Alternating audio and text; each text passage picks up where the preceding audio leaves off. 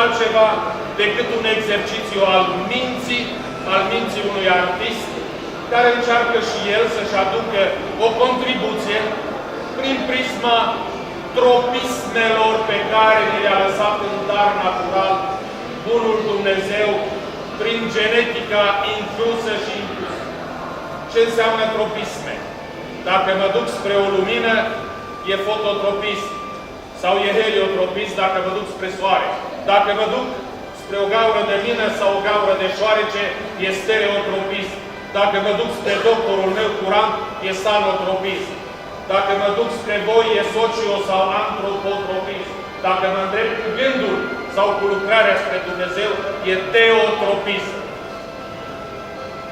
Niciun pictor nu se poate abate de la heliotropism sau fototropism.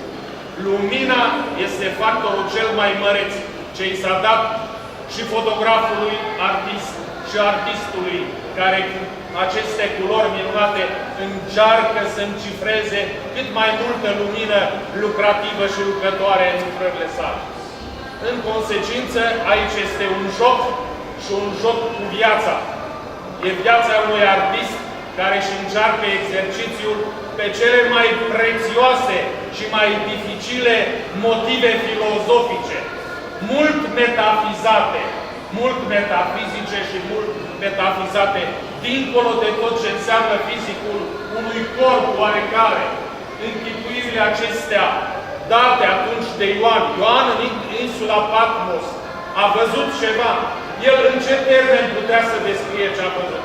În termenii lucrurilor obișnuite de pe Terra, a animalelor, a formelor de relief cunoscute, ca să-l putem înțelege. Dar ce a văzut el avem de unde să știm.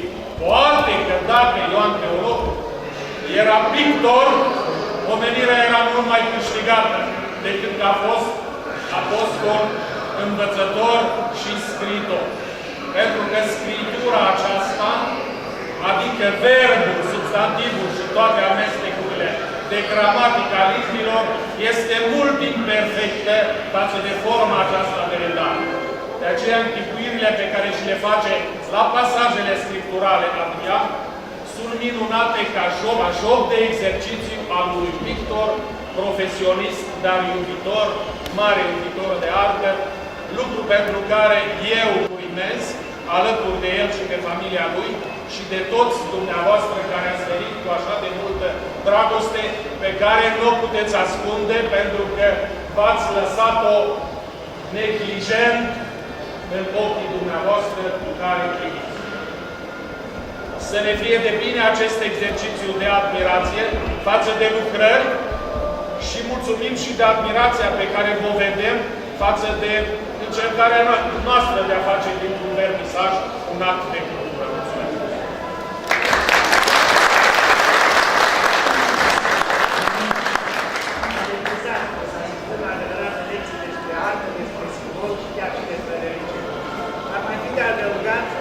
Adrian beneficiază de cel mai lung termen de expoziție avută la Mare Lunar, adică expoziția va fi și în ianuarie 2012-2013 și ne va trece cu bine de stat Paris.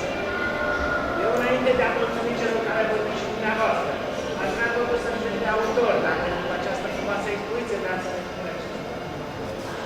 Mulțumesc tuturor că m-ați onorat prezența și toate acestea frumose. Vă mulțumesc. Mulțumesc!